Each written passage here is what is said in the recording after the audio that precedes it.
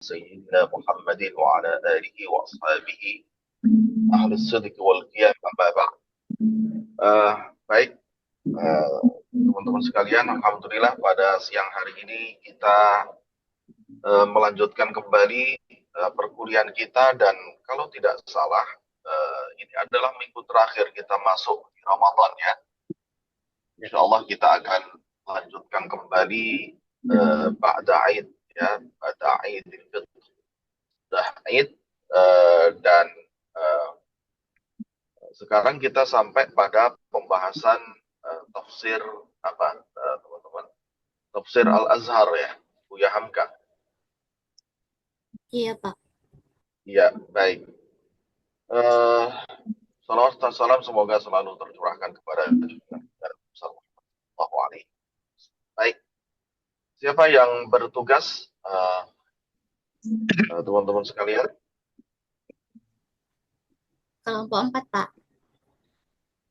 Saya dan Ya, teman-teman. baik. Silakan Mbak ya.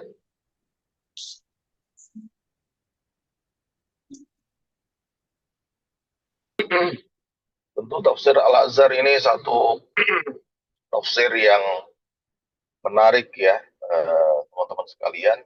Tentu karena beberapa aspek ya. Salah satunya misalnya yang pertama adalah aspek mufassirnya sendiri ya. Nanti kita akan kaji apa latar belakang dari Hamka ya, Haji Abdul Malik Karim Amrullah, sampai kemudian beliau mendapatkan doktorah fakhri ya, doktor honoris causa kalau cara kita sekarang dari Al-Azhar gitu. Nah, hal yang menarik lainnya adalah terkait dengan syurutul mufassir. Kalau dari sisi kritik tafsir ya, kritik tafsir itu ada uh, dua pendekatan besar. Yang pertama secara riwayah ya, dan yang kedua secara dirayah. Nanti di S3 kalau tidak salah baru ada mata kuliah kritik tafsir. Kebetulan Pak Ziad sedang membimbing disertasi tentang kritik tafsir ya, rekonstruksi doabit ya dan ma'ayir dalam kritik tafsir, kurang lebih seperti itu. Jadi kalau dari sisi kritik tafsir tentu ya, Buya Hamka ini adalah salah satu sosok atau mufassir yang katakanlah tidak berlatar tafsir gitu ya, tidak berlatar spesifik atau takhusus tafsir, dan itu juga beliau utarakan dalam mukaddimahnya. Saya tidak tahu nanti apakah pemakalah sampai ke sana atau tidak, syukur-syukur bisa megang naskahnya secara langsung. Itu yang pertama ya. Selain itu juga beliau punya background sebagai seorang penulis ya. Jadi tipis-tipis lah dengan misalnya Syekh Rashid Ridha ya. Dari sisi latar belakang itu ya tipis-tipis lah begitu ya, sama-sama berlatar haraki gitu ya, tokoh pergerakan, dan kemudian juga aktif di dunia jurnalistik ya. eh, Kebetulan Syekh Rashid Ridho juga sama, punya latar belakang yang sama, dan dari sisi apa sifat atau jenis tafsirnya juga kurang lebih mirip-mirip begitu ya. Sifatnya adalah awalnya adalah tafsir Syafi'i ya. Tafsir Syafi'i di mana berawal dari muhadharah tafsir gurunya Muhammad Abduh yang kemudian ditranskrip ke majalah Al-Manar, lalu diformalkan ya menjadi sebuah karya tafsir. Ya, demikian juga tafsir Al-Azhar itu sifatnya adalah tafsir Syafi'i, berawal dari muhadharah Hamka di Masjid Agung Al-Azhar Kebayoran Baru, Jakarta Selatan ya. Baru kemudian ditranskrip ya, karena satu dan lain hal masuk penjara, di situ punya banyak waktu untuk menulis tafsir, ya jadilah naskah tafsir itu kurang lebih. Nah itu yang pertama. Kemudian termasuk juga yang pertama adalah terkait dengan rihlatuhul ilmiyah. Ini ada satu hal yang menarik dalam cara belajar Hamka yang cenderung otodidak dan berbasis FGD, ya, diskusi. Nah, diskusi dengan banyak tokoh pergerakan. Nah, tentu ini menjadi satu aspek tersendiri ya kalau kita bicara apa namanya kritik tafsir begitu ya. Nah, itu yang pertama. Kemudian yang kedua adalah terkait dengan apa namanya,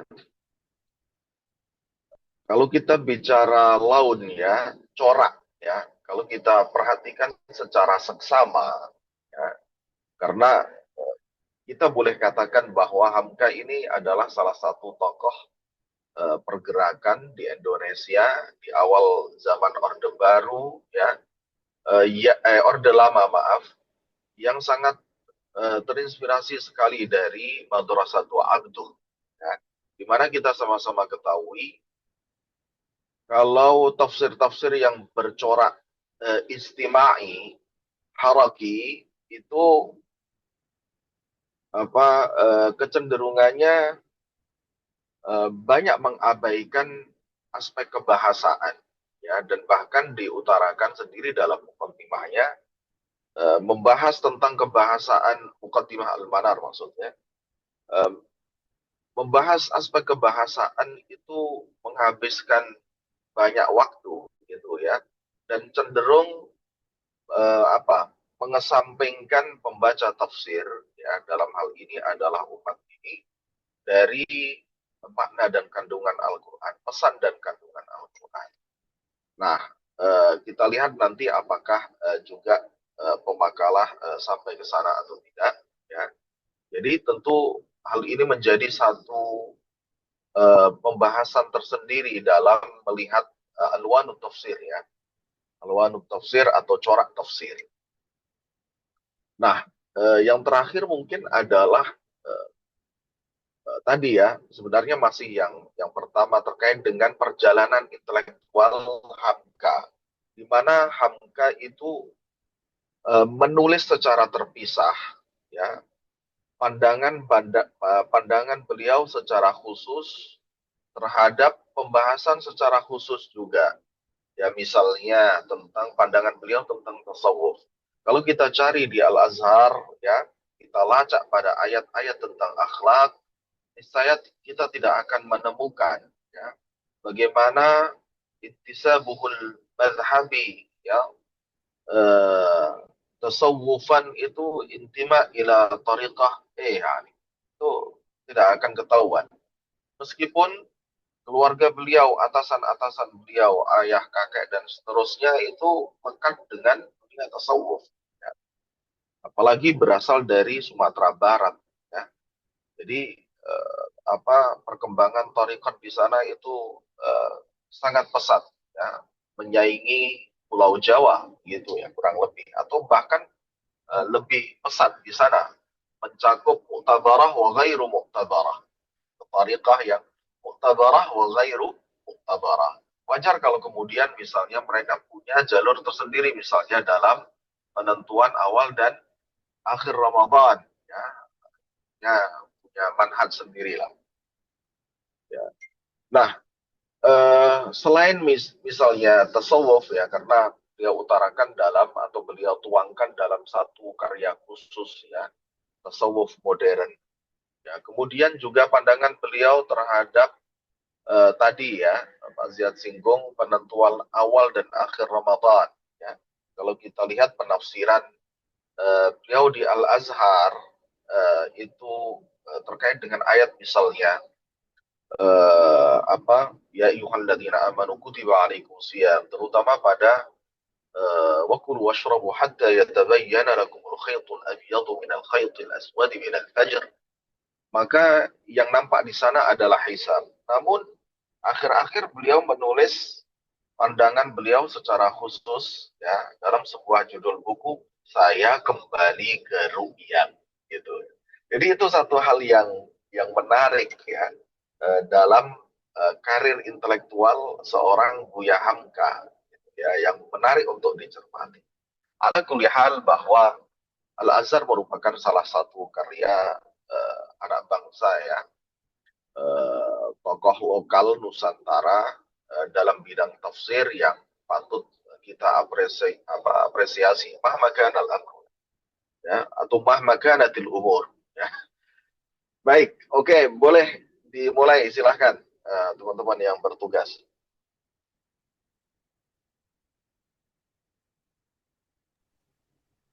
Baik, Pak. Bismillahirrahmanirrahim. Assalamualaikum warahmatullahi wabarakatuh. Waalaikumsalam warahmatullah. Baik, kami perwakilan dari kelompok 4 yang terdiri dari Kak Aryansyah, Kak Fitri Andriani Saragi, Pak Ahwani, dan saya sendiri selaku moderator yang akan memaparkan makalah kelompok kami dengan judul Tafsir Al-Azhar karya Buya Hamka. Baik, langsung saja untuk mempersingkat waktu, untuk materi pertama akan disampaikan oleh Kak Aryansyah. Kepadanya saya persilakan. Baiklah, cek apakah suara saya kedengaran. Baiklah teman-teman sekalian, pada siang hari ini kita akan bahas atau kita akan belajar bersama mengenai tafsir Al-Azhar yang dikarang oleh Buya Hamka. Sebagaimana yang udah dijelaskan atau yang udah disepil sedikit oleh Al-Ustadz Ziyad Ul-Haq. Jadi beliau atau Buya Hamka ini memiliki nama lengkap yaitu Abdul Malik bin Abdul Karim Amrullah, atau biasa dikenal atau biasa disebut dengan Boy Hamka. Dan beliau juga itu adalah seorang tokoh yang mempunyai multidimensi keilmuan. Ya beliau mufasir, ya beliau juga politikus, ya beliau juga penulis, ya. Mungkin ada salah satu karya beliau juga seperti tenggelamnya kapal Van der Wijk, kemudian di bawah lindungan Ka'bah. Nah, itu dikarang oleh beliau. Kemudian beliau sendiri lahir, beliau lahir itu di Padang, atau lebih tepatnya desa desa Maninjau, Sumatera Barat. Kapan? Yaitu pada tanggal 16 Februari tahun 1908 Masehi. Dan ayah beliau atau silsilah keluarganya beliau sendiri, bapak dan ibunya Buya Hamka ini seorang ulama juga. Bahkan bapak dari Buya Hamka ini yang bernama Abdul Karim Amrullah, atau yang biasa disebut dengan Haji Rasul ya, itu sangat atau termasuk sosok ulama. Begitupun juga dengan ibu dari Buya Hamka. Sejak kecil beliau atau Buya Hamka tersebut telah belajar atau dididik langsung oleh keluarga beliau, atau dididik langsung oleh keluarganya Buya Hamka. Dari bapaknya dia udah belajar bahasa Arab, belajar Al-Quran, belajar dasar-dasar agama atau usuluddin, seperti itu. Itu terkait selayang pandang atau sedikit mengenai biografi dari Buya Hamka. Kemudian kita masuk ke daerah ilmiah beliau atau perjalanan pendidikannya Buya Hamka.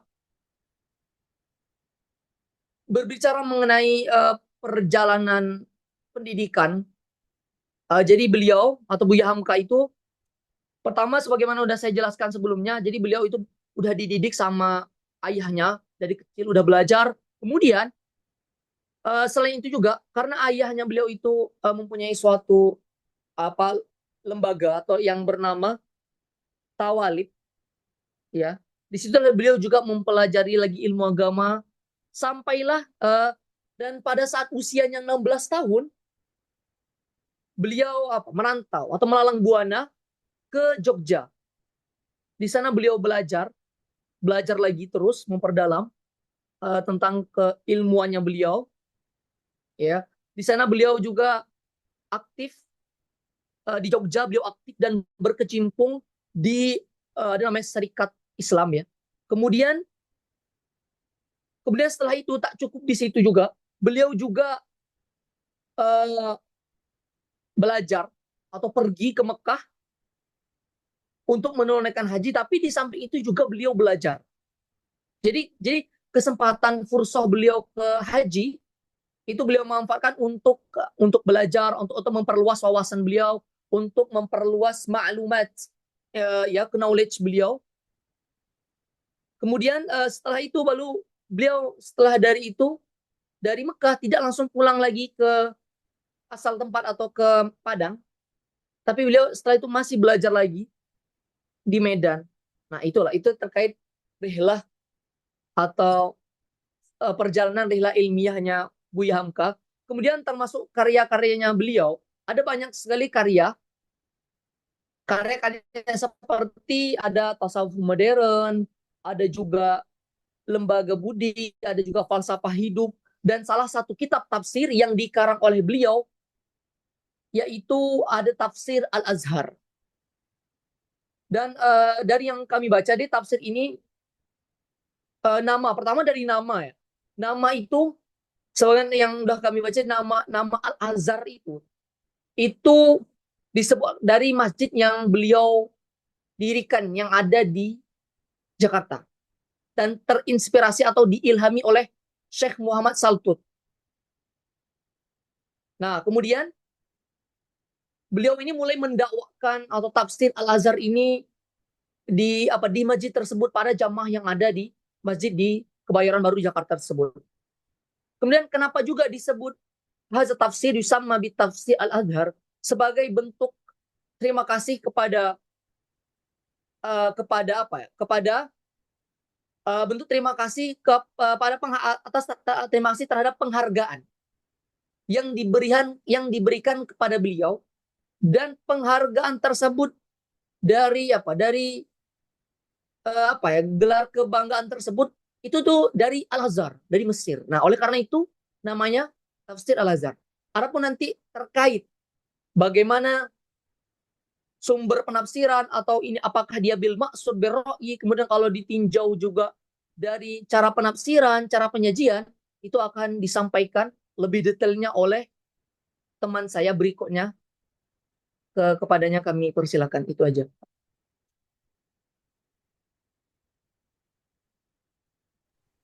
Baik, terima kasih Kak Aryansa atas pemaparan materinya.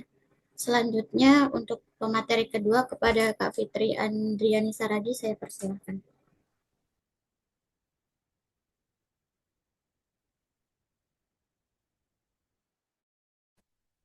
Terima kasih kepada Kak Sri Hartini. Untuk yang materi selanjutnya yaitu adalah guru dan murid Buya Hamka. Adapun guru-guru Hamka dalam menimba ilmu di sekolah diniyah, School dan Sumatera Tawalib, yaitu ada Syekh Ibrahim Musa Parabek, Engku Modo Abdul Hamid, Sultan Marojo, dan Zainuddin Labei Al-Yunusi. Kemudian guru-guru Hamka dalam belajar pergerakan Islam modern ketika di Yogyakarta, yaitu ada Ki Bagus Hadikusomo, RM Suryo Pranoto, H. Fakhrudin HOS, kemudian Jokro Aminoto, Mirza Wali Ahmad Baik, A. Hasan Bandung. Sebentar, Mbak. Mohon maaf saya potong, takut kelewat nanti. Ini salah ketik ya, host Cokro Aminoto, bukan apa? Jokro Yang Aminoto. di atasnya ya. Oh, Haji Muhammad Fakhruddin ya, Haji Muhammad Fakhruddin. Host itu punya Cokro Aminoto. baik Pak. Ya. Oke, lanjut, Pak. Kemudian adapun sebagian kecil murid-murid Hamka adalah para sahabat dan murid-muridnya dari berbagai profesi, di antaranya ada ulama, cendekiawan, politisi, sastrawan, generasi muda hingga orang awam. Kemudian materi yang selanjutnya ada metode, teknis penyajian, dan sumber kitab tafsir Al-Azhar. Yang pertama ada sumber kitab tafsir Al-Azhar. Sumber rujukan tafsir yang digunakan oleh Buya Hamka dapat terbaca dalam kata pengantar kitabnya. Di antaranya ada tafsir Fi Zilal Al-Quran karya Sayyid Qutb, kemudian ada tafsir Al-Manar karya Sayyid Rashid Ridho, kemudian ada tafsir Al-Tabari karya Ibnu Jarir Al-Tabari, kemudian ada tafsir Ibnu Katsir, dan lain-lainnya yang teman-teman mungkin nanti bisa baca sendiri ya. Kemudian yang kedua metode kitab tafsir Al-Azhar. Menurut penafsirannya, Buya Hamka menggunakan metode tafsir al-bil-iqtiron karena penafsirannya tidak hanya menggunakan Al-Quran, hadis, pendapat sahabat dan tabi'in, serta riwayat dari kitab-kitab tafsir al-Mu'tabaroh saja, namun juga memberikan penjelasan secara ilmiah, apalagi yang terkait dengan masalah ayat-ayat kauniyah. Buya Hamka tidak pernah lepas dengan penggunaan metode tafsir al-bil maksur saja. Namun ia juga menggunakan metode tafsir al-birra'yu, yang mana keduanya dihubungkan dengan berbagai pendekatan-pendekatan umum seperti bahasa, sejarah, interaksi sosial kultur dalam masyarakat. Kemudian menurut susunan penafsirannya, Buya Hamka menggunakan metode tahlili karena penafsirannya dimulai dari surah Al-Fatihah hingga surah An-Nas. Kemudian menurut cara penjelasannya, Hamka menggunakan metode Muqarrin, yaitu tafsir berupa penafsiran sekelompok ayat-ayat yang berbicara dalam suatu masalah dengan membandingkan antara ayat dengan ayat atau ayat dengan hadis dan dengan menonjolkan segi-segi perbedaan tertentu antara objek yang dibandingkan dengan cara memasukkan penafsiran dari ulama tafsir yang lain. Selanjutnya, teknis penyajian kitab tafsir Al-Azhar. Adapun teknis penyajiannya yang digunakan Buya Hamka adalah sebagai berikut. Yang pertama, dengan menyebutkan nama surah dan artinya terlebih dahulu, dilanjut dengan nomor surah dalam susunan mushaf, kemudian jumlah ayat dan tempat diturunkannya. Kemudian yang kedua, mencantumkan 4-5 ayat. Ini disesuaikan dengan tema atau kelompok ayat dengan teks Arab yang kemudian diterjemahkan ke dalam bahasa Indonesia atau bahasa Melayu. Ketiga, Hamka memberikan kode pangkal ayat dan ujung ayat ketika sudah terjun dalam dialektika tafsir. Ini digunakannya untuk memberikan kemudahan pembaca.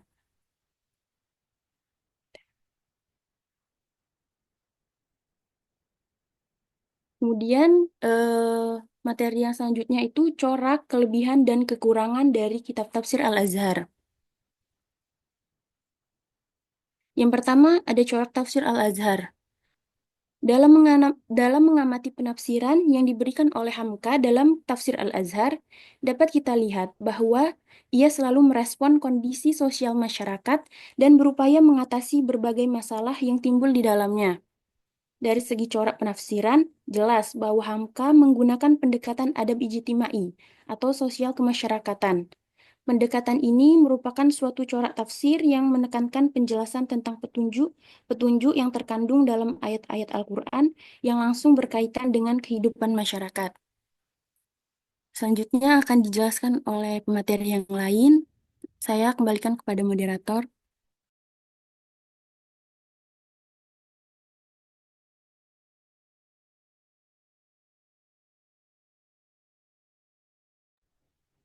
Baik, terima kasih Kak Fitri Andriani. Selanjutnya itu Pak Ahwani, tapi berhubung beliau sedang ada urusan di kantor, jadi saya wakilkan. Baik, selanjutnya yaitu kelebihan dan keistimewaan tafsir Al-Azhar. Dari tafsir Al-Azhar ini membawa nilai sosial dan budaya yang progresif dengan pandangan hidup Al-Quran yang dinamik. Beliau berusaha untuk merangkul, menangani berbagai permasalahan serta krisis masyarakat dengan mendalami pemikiran-pemikiran dan denyut nadi kehidupan masyarakat tersebut. Semuanya dari kerangka pemikiran dan pandangan hidup Al-Quran yang menyentuh setiap aspek moral yang perlu diperbaiki. Dalam hal ini, tafsir ini telah memberikan nafas baru dalam membentuk pandangan hidup yang rasional dan dinamik, serta membawa nilai-nilai Islam yang modern dan kritis. Karya beliau ini juga berjaya untuk menyemarakkan kesadaran terhadap paham pembaharuan, kebebasan, nilai-nilai kemodernan dan kemajuan, serta menggerakkan perjuangan untuk perubahan serta mengkritik kepincangan dan kebobrokan dalam masyarakat. Kemudian, Buya Hamka dalam menyusun tafsir Al-Azhar ini, beliau juga menggunakan tartib Utsmani. Apa itu tartib Utsmani? Yaitu menafsirkan ayat berdasarkan penyusunan Mushaf Utsmani.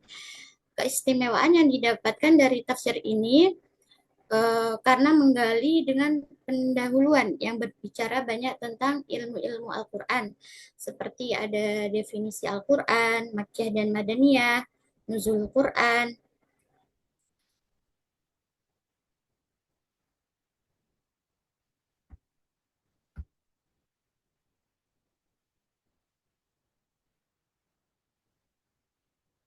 Kemudian pembukuan mushaf, i'jaz, dan banyak lagi.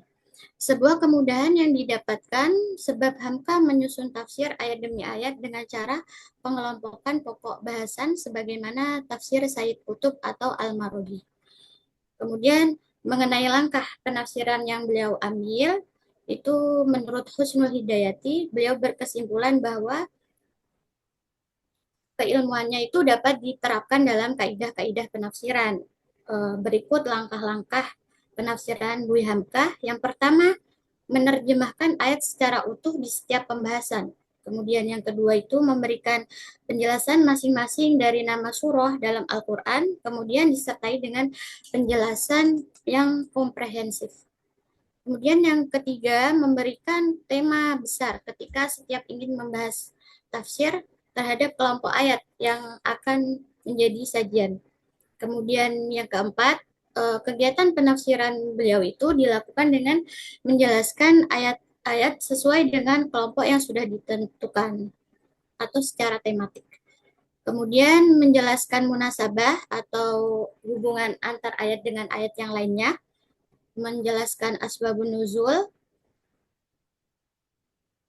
memperkuat penjelasannya dengan menyetir ayat lain atau hadis Nabi yang memiliki kandungan makna yang sama dengan ayat yang sedang dibahas. Kemudian memberikan butiran-butiran hikmah atau satu persoalan yang dianggapnya krusial dalam bentuk poin. Kemudian mengkaitkan makna dan pemahaman ayat dengan problem sosial masyarakat yang kekinian. Kemudian yang terakhir itu memberikan kesimpulan atau khulasoh di setiap akhir pembahasan penafsiran beliau. Kemudian yang ketiga, kekurangan tafsir Al-Azhar. Jadi di atas tadi sudah disebutkan beberapa kelebihan dan keistimewaan dari tafsir ini, kemudian kekurangan dari tafsir ini itu apa gitu. Beliau menggunakan bahasa yang cenderung klasik dan khas gaya bahasa sastranya itu menggunakan Melayu pada masanya. Kemudian dalam penyampaiannya, beliau banyak menggunakan ungkapan-ungkapan yang puitis, berbobot, dan kaya akan perumpamaan, sehingga karya beliau ini lebih estetik gitu, daripada pendekatan akademik dan sistematis. Kemudian, meskipun beliau ini menggunakan metode tahlili, beliau juga memberikan penekanan pada penjelasan makna kosakata, memberikan penekanan pada pemahaman ayat-ayat Al-Quran secara menyeluruh, serta beliau mengemukakan terjemahan ayat. Kemudian beliau menyampaikan makna dan petunjuk yang terkandung dalam ayat yang ditafsirkan tanpa banyak menguraikan kosakata. Oke, cukup sekian pemaparan makalah dari kami. Untuk selanjutnya itu. Ya, terima kasih untuk pemakalah ya. Baik, saya lempar ke teman-teman dulu. Ya, silahkan dikritisi ya makalah yang sudah dipaparkan ini ya. Ada masukan, ada hal yang harus diluruskan. Tolong tetap ditampilkan, Mbak ya, Mbak pemakalah. Kita bedah satu persatu dari awal ya. Kita bedah satu persatu dari awal karena ini sudah pertemuan yang keempat ya. Keempat. Oke. Sudah nempel atau belum nih apa yang sudah pernah disampaikan oleh Pak Ziyad itu ya. Saya lihat tadi ada banyak yang harus diluruskan ya. Jadikan makalah yang Pak Ziyad share itu sebagai acuan ya. Jangan ikut-ikutan peneliti atau penulis lain di luar, ya, karena mereka banyak melakukan kesalahan. Ya. Jadi kita nggak boleh ikut-ikutan salah. Wala taqfu ma laysa laka bihi ilm. Ya. Oke, baik. Silahkan. Sebelum eh, saya nanti menambahkan. Ya, silahkan teman-teman.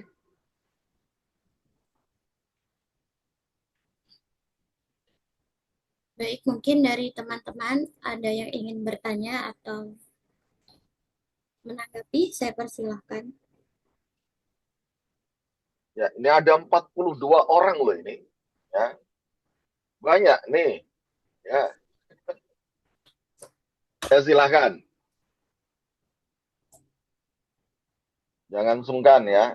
Jangan khawatir salah. Namanya juga belajar. Ya, kalau sudah pinter ya nggak perlu belajar. Ya, silahkan.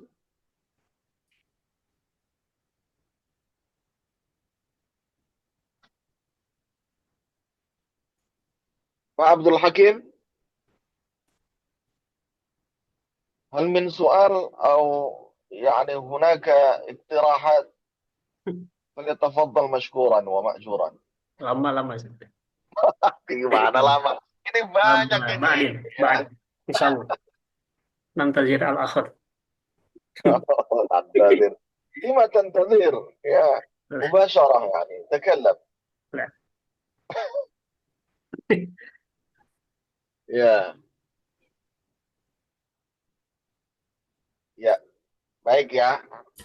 Untuk menjadi contoh ya teman-teman untuk tugas berikutnya ya. Yang pertama dari sistematika penulisan dulu.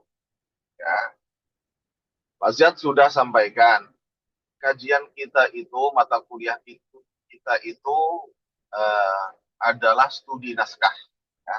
Oleh karena itu yang pertama kali yang harus kita utarakan, kita paparkan adalah naskah tafsirnya. Ya, naskah tafsirnya terlebih dahulu. Pak Ziad sudah tulis di sana nuskhatul kitab, ya. Dan apa faktor-faktor yang harus kita bahas? Ya.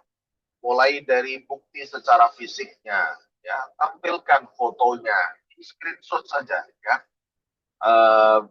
Bagaimana covernya, kemudian halaman 2-nya, karena di halaman 2 itu kita akan tahu apa khasais, ya, atau karakteristik dari cetakan atau tafsir Al-Azhar ini secara fisiknya itu seperti apa, ya.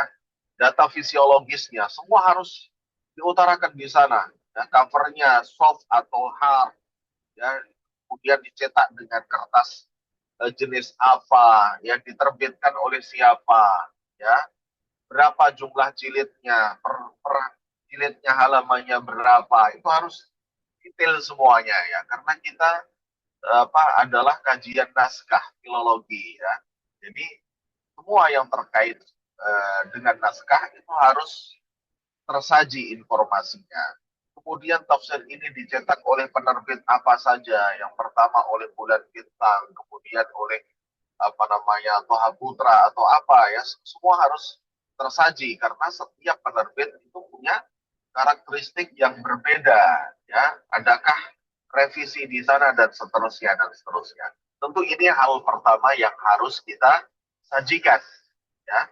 Ukur setiap penerbit itu ya, setiap cetakan itu disertai dengan apa bukti-bukti secara fisik ya, screenshot dan seterusnya.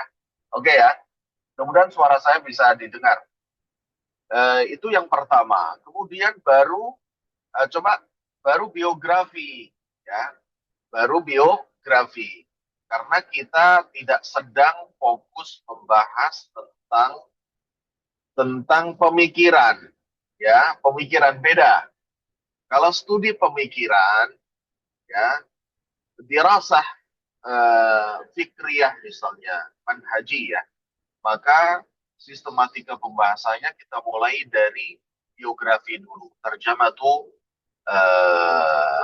apa namanya objeknya ya, terjemah objeknya siapa, ya biografi tokoh yang sedang kita kaji. Itu kalau studi pemikiran. Tapi kalau studi naskah, maka naskah terlebih dahulu yang harus muncul. Ya, yaitu yang pertama, baru kemudian biografi. Siapa di balik naskah itu? Ya, apa aspek yang harus kita bahas? Ini yang harus masuk dalam sub pembahasan. Jadikan sebagai subbab. Ya, biografi yang pertama ya adalah apa? Eh, adalah mauliduhu wa nash'atuh. Nah, ini mauliduhu wa nash'atuh. Kemudian baru rihlatuhul ilmiyah. Kemudian syuyukhuhu wa tullabuh. Apa? Wa talabatuh. Kemudian yang keempat muallafatuh. Ya. Kemudian yang kelima intisabuhul madhhabi aqidatan wa fiqhan tasawufan. Baru yang terakhir adalah khalfiyatut tasnif atau latar belakang penulisan. Tadi saya lihat belum nampak ya latar belakang penulisan. Kenapa Hamka menulis karya tafsirnya ya, dalam hal ini adalah Al-Azhar. Itu diutarakan dalam muqaddimahnya. Baik, coba scroll up satu persatu. Scroll up ya. Siapa yang menampilkan? Oke, terus ini biografi ya. Rihlah ilmiah. Oke. Kemudian terus.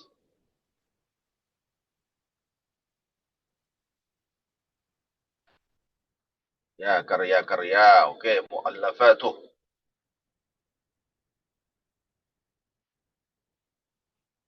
Ya. Kemudian baru afiliasi madhab mufassir ya, syuyukhuhu wa talamidatu. Oke. Terus afiliasi madhab sang mufassir mulai dari akidah ya, akidah kemana ya, fikih kemana ya, kemudian tasawuf kemana.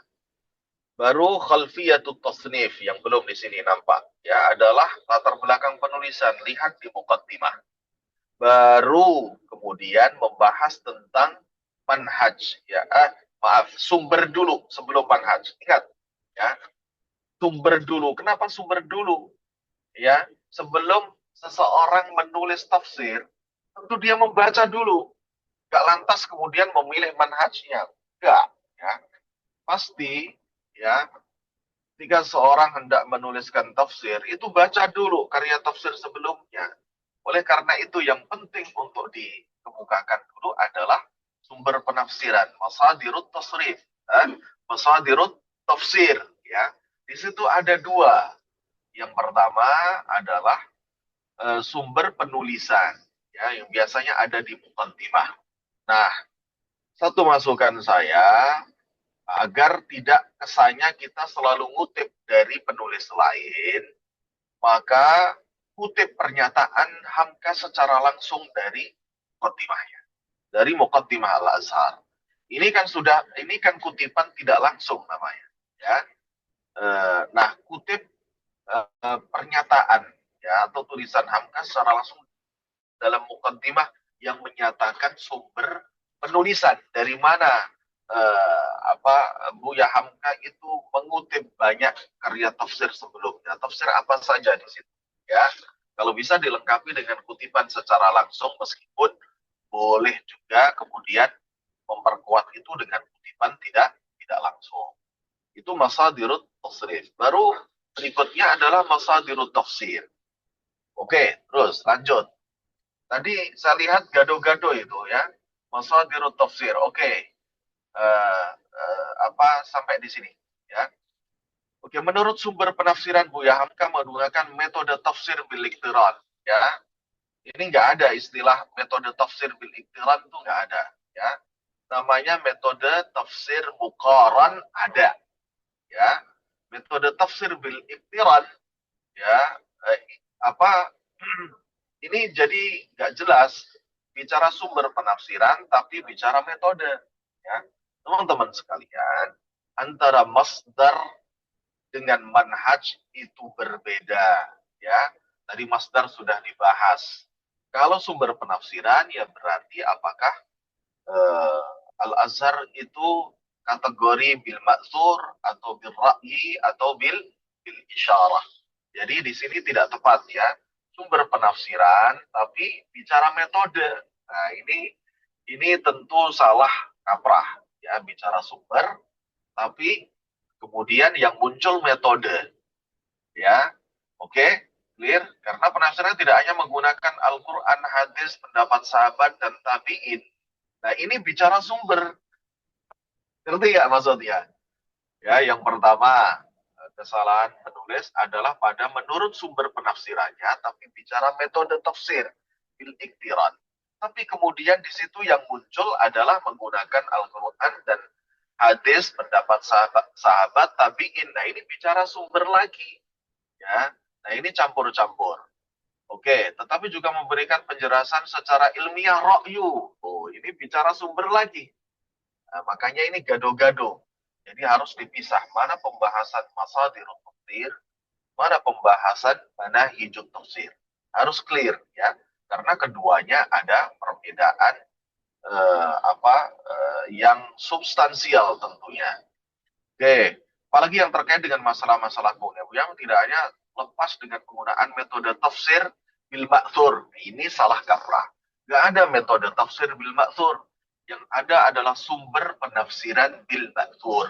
Ya, bi di situ bimakna min. Ya, bi di situ bimakna min. Ya, jadi tafsirul Quran min ya, atau katakanlah ya ma'khudun min al-ayah al-Qur'aniyah atau al-ahadits an-nabawiyah wa aqwal sahabah ila dzalik. Itu ya kurang lebih begitu. Jadi nggak ada sumber metode atau metode tafsir bil ma'thur itu nggak ada. Ya, yang ada adalah sumber tafsir bil ma'thur. Ya, metode adalah ijmali, ya, tahlili, ya, muqaran atau maudu'i. Oke, lanjut. Jadi satu paragraf ini ambigu ya. Jadi gado-gado antara masdar dengan manhaj. Nanti dipisahkan. Masdar ada dua, masdar tasrif, ada masdar tafsir. Ya, baru kemudian bicara metode. Metode adalah apa? Metode ya kalau nggak ijmali, tahlili, ya, maudhu'i atau muqaran. Oke. Bagaimana karakteristik masing-masing metode sudah Pak Ziyad jelaskan di sana. Baru kemudian setelah bicara manhajut tafsir, manhaj tafsir, maka berikutnya adalah teknis penyajian atau turukut tafsir. Ya, turukut tafsir. Turukut tafsir itu adalah tadbiq min manhaj tafsir. Ya, jadi aplikasi dari metode penafsiran yang dipilih. Ya, penafsiran yang dipilih. Jadi tadi juga ada saya lihat beberapa paragraf di kelebihan tadi itu harusnya masuk ke sistematika penafsiran atau teknis penyajian boleh, sistematika penafsiran juga boleh. Bahasa Arabnya turukut tafsir, ya, bahasa Arabnya turukut tafsir. Baru lanjut terus scroll up teknis penyajian. Oke, lanjut. Nah, ya, tadi corak.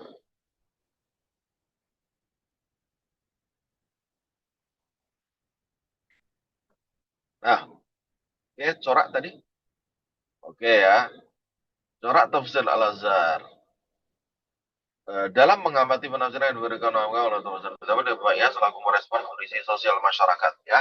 Jadi corak itu hanya satu saja ya. Karena yang dominan pasti hanya ada satu, nggak ada dua ya. Nah, adabi ijtimai itu dua. Adabi tersendiri, ijtimai tersendiri. Nah, ini yang hendak saya sampaikan tadi di awal ya. Jadi terlewat. Meskipun Hamka itu dikenal sebagai seorang sastrawan, tapi sastrawan Melayu. Ya, sastrawan Melayu. Ya, terbukti banyak karya sastranya dalam bidang novel, dalam bentuk novel. Ya, tenggelamnya kapal Van der Wijk di bawah lindungan Ka'bah, ya, dan seterusnya banyak, ya. Nah, tapi sastrawan Melayu. Nah, ini yang kemudian misalnya dalam mata kuliah Balaghah Qur'aniyah, saya pernah bilang bahwa kalau target di S1 itu ya kita membahas balaghah ma'asyawahid min kalamil bari, kalau istilahnya Pak Prof Hadi Hidayat, ya. Jadi syawahidnya itu dari ayat Al-Quran, tetapi kita harus merujuk penafsiran karya ulama Nusantara. Nah, kita akan dapatkan bahwa di Al-Azhar, meskipun mufassirnya adalah seorang sastrawan, tapi sastrawan Melayu, itu tidak banyak aspek balaghah, ya, aspek sastra Al-Quran yang diulas dalam tafsir Al-Azhar, ya. Karena tadi kecenderungan beliau itu ke pergerakan, ya, lebih ke istima'i walisa adabiyan, ya, adabiyan. Jadi sedikit sekali menyinggung aspek sastra Al-Quran. Dalam hal ini adalah sastra Arab, ya, meskipun beliau seorang sastrawan, banyak karya sastranya, tapi sastra Melayu, gitu, ya. Nah, ini yang harus juga diketahui oleh teman-teman, begitu, ya. Nah, oleh karena itu coraknya, kalau kita bicara warna tafsir, maka yang tepat untuk kesimpulan terhadap Al-Azhar adalah corak istimai, ya, istimai, atau boleh juga corak halaki, corak pergerakan memang, karena Hamka terinspirasi banyak oleh Al-Manar, ya, oleh Al-Manar, ya. Backgroundnya juga tipis-tipis lah, 11-12 sebenarnya, ya, 11-12. Nah, biasanya orang-orang pergerakan itu tidak akrab dengan tradisi santri salaf, gitu, ya. Santri salaf karena mereka modern, menjual modernitas, gitu, ya, sehingga nggak pernah talaki, ya. Selain belajar di sekolah, kemudian diskusi, ya, otodidak, baca buku, dan seterusnya. Jadi model pembelajarannya itu berbeda. Sehingga wajar kalau kemudian gurunya ya guru madrasah saat dulu sekolah di tingkat dasar, ya, atau di pesantren tadi, ya. Selebihnya adalah otodidak dan diskusi dengan banyak tokoh pergerakan, sebagaimana Rashid Ridho juga demikian, ya. Kemudian di bawahnya lagi ada Hasan Al-Banna juga demikian,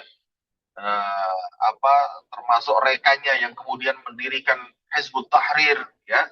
Siapa pendiri Hizbut Tahrir? Halo, ada yang tahu pendiri Hizbut Tahrir? Halo, ada yang tahu? Dicari coba. Taqiyuddin An-Nahbani bukan, Pak? Siapa? Taqiyuddin. Taqiyuddin An-Nabhani, sama, gitu, ya. Proses belajarnya juga seperti itu. Jadi mereka membuat sebuah karya tafsir itu yang dominan birra'yi sebenarnya, ya, birra'yi, ya. Meskipun kita sudah sama-sama ketahui bahwa kalaupun toh misalnya seorang mufassir itu mengutip tafsirul Quran bil Quran, tafsir Quran bil ahadits an-nabawiyah, itu pun tidak dominan, ya. Posisinya sebagai lawazimut tafsir. Memang harusnya tugas seorang mufassir ya demikian, gitu, ya. Itu satu hal yang wajar saja. Namun penilaian, ya, terhadap tahapan dalam studi naskah ini adalah bersifat dominan. Ya, jadi yang kita nilai adalah yang dominan, ya. Salah satunya adalah dalam menyimpulkan corak atau warna tafsir, maka kita pilihkan yang dominan karena Hamka adalah seorang tokoh pergerakan, ya, di awal masa kemerdekaan, ya, dan kemudian sangat besar perhatiannya terhadap aspek sosial kemasyarakatan, Oleh karena itu, ya, boleh kita katakan tafsir Al-Azhar itu bercorak ijtimai, ya, tapi tidak adabi, ya, karena tidak menyinggung aspek kebahasaan.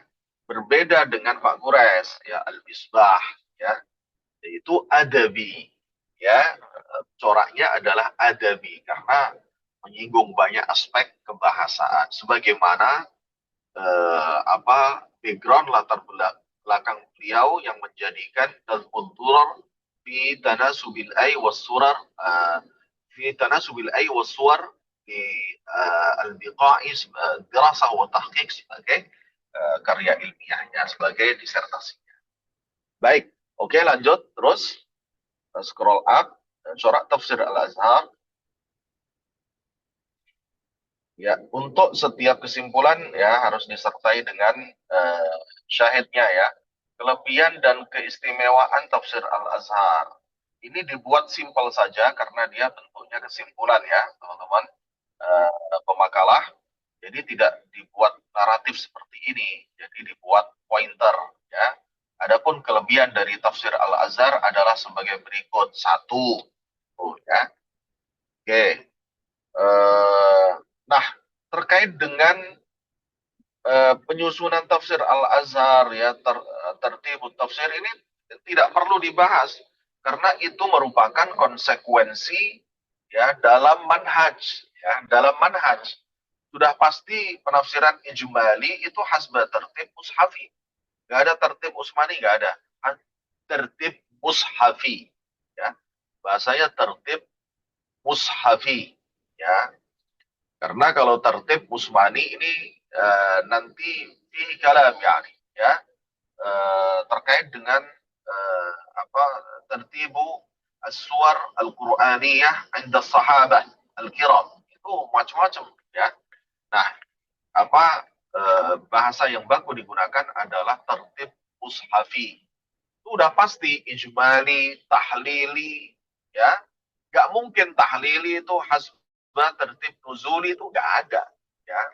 Pasti dia maudhu'i. Karena maudhu'i hasbah tertib nuzuli. Itu udah nggak perlu dibahas lagi ya. Itu kurang kerjaan itu kalau pemakalah masih membahas tertib mushafi. Semua juga tahu kali ijmali, tahlili udah pasti tertib mushafi. Kalau maudhu'i ya, maudhu'i nggak bisa ya, nggak bisa menggunakan tertib mushafi, nggak bisa. Oleh karena itu meskipun belum nyampe ya, saya spill sedikit ya, dampak ya atau akibat seorang mufassir, baik dia personal, individual ataupun kelompok, kalau dia nggak mengerti tentang istilah mustalahat ya haula dirasah fi kutubil tafsir ini, maka dampaknya adalah seperti tafsir ilminya Salman. Ya, tafsir ilminya Salman. Ya, jadi kenapa bisa boleh dibilang ya katakanlah acak kadut begitu ya? Ya karena ketidakmengertian timnya tentang naskah tafsir itu harusnya seperti apa, atau persisnya ya backgroundnya tafsir lah, seperti teman-teman ini dia dulu kayak gitu ya di IIKI ya ngambil ilmu Al-Quran dan tafsir sebelum nulis tafsir gitu, maksudnya begitu. Nah akhirnya apa, tafsir itu bentuknya ambigu, jadi lucu gitu ya, karena manhaj tidak sesuai dengan laun yang dipilih ya. Jadi launnya dipilih dulu ya, dia milih corak ilmi, corak saintifik, tapi salah memilih manhaj. Manhajnya maudhu'i tajzi'i namanya, maudhu'i tajzi'i ya. Mestinya kalau mau milih corak tertentu maka langsung saja maudhu'i saja, nggak perlu ditentukan per juz. Lalu dampaknya apa? Apa yang terjadi? Yang terjadi adalah ayat yang tidak berkaitan dengan science ya, atau tidak bercorak ilmi, itu nggak ditafsirkan. Jadi ya dibiarin saja, nggak ditafsirkan. Lah kan lucu gitu ya. Nah, ini salah satu dampak ya, dampak eh, ketidakmengertian ya seorang mufassir terhadap apa yang semestinya dilakukan sebagai seorang mufassir. Itu kurang lebih teman-teman ya.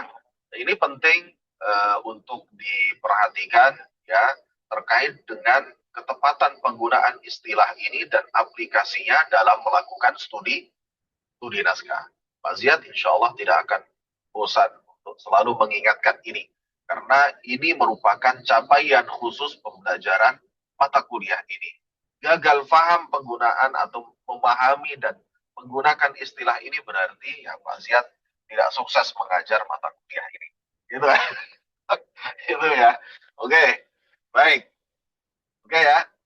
Jadi sekali lagi pesan Pak Ziyad, jangan terpengaruh oleh hasil tulisan-tulisan pemakalah di jurnal-jurnal itu ya. Banyak sekali kesalahan yang dibuat oleh maupun dalam buku ya. Tidak peduli mereka doktor atau profesor gitu ya. Oke, baik. Ya, silakan kalau ada pertanyaan. Waktunya sudah habis atau belum nih?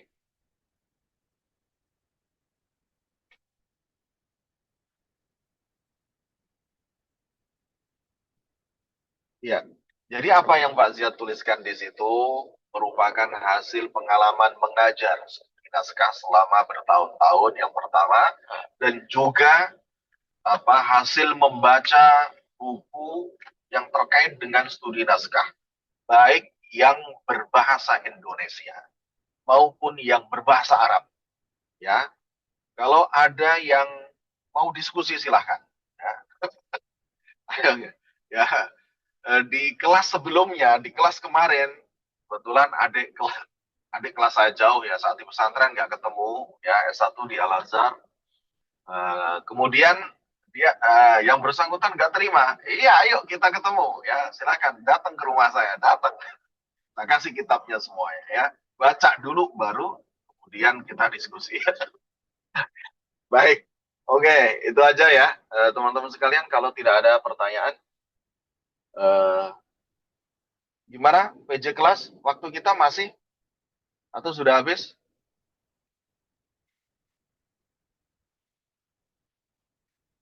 Baik, untuk menjadi catatan petugas berikutnya ya, tolong bisa benar-benar eh, tulisan Pak Ziyad yang sudah di-share itu sebagai acuan dalam menulis makalah ya, studi naskah dari sisi sistematikanya dan juga penggunaan istilahnya, tolong bisa diperhatikan betul bagaimana cara melakukan proses analisis ya sampai kemudian kita menyimpulkan masing-masing ya tahapan tersebut ya mulai dari masdar ya, kita harus analisis sendiri kalau bisa genuine ya hasil karya teman-teman sendiri jangan ngutip boleh atau bahkan teman-teman mengkritisi kalau si Anu ya si ini bilang begini ini sebenarnya nggak tepat argumentasinya apa nah, gitu kalau bisa seperti itu ya. Kemudian berikutnya mulai dari masdar, kemudian manhaj, ya, huruf, kemudian laun. Syukur-syukur teman-teman bisa sampai menganalisis intijah. Itu bagus, ya. Intijah, ya. Dalam hal ini misalnya Buya Hamka, para modernis, para aktivis yang mengaku modernis ini dalam tanda kutip ya itu kan suka-suka nggak mau terkooptasi oleh madhab, ya menghindari bicara madhab dan seterusnya dan seterusnya. Secara tidak mereka sadari sebenarnya pilihan itu bermadhab. Nah itu yang kadang-kadang lucu, gitu ya. Dan harus kita kritisi secara akademik, ya tentu dengan serangkaian argumentasi dong, ya. Jadi nggak ngasal kritik. Nah, ini adalah tempatnya teman-teman untuk kemudian mengembangkan potensi akademik teman-teman ya. Jadi ya silahkan dielaborasi ya lebih lanjut dan lebih dalam lagi. Pak Ziyad hanya membantu untuk kemudian mengasistensi ya mengarahkan dan kemudian membimbing teman-teman sampai kemudian bisa sukses mencapai capaian pembelajaran mata kuliah kita. Demikian teman-teman sekalian ya. Kalau tidak ada pertanyaan, naktafi bihadzal qadar, insyaallah naltaqi ba'da 'Eid al-Fitr insyaallah fi nafs al-yawm طبعا ya. Nakhtatim bi kafaratil majlis ya. Mudah-mudahan bermanfaat dan berkah ya. Kalau ada yang kurang berkenan, Pak Ziyad mohon maaf ya, lahir dan batin. Mudah-mudahan kita diberikan panjang umur, kesehatan untuk bisa menyelesaikan puasa Ramadan tahun ini, agar bisa mendapati Ramadan tahun yang akan datang ya. Amin. Demikian subhanakallahumma wa bihamdika asyhadu an la ilaha illa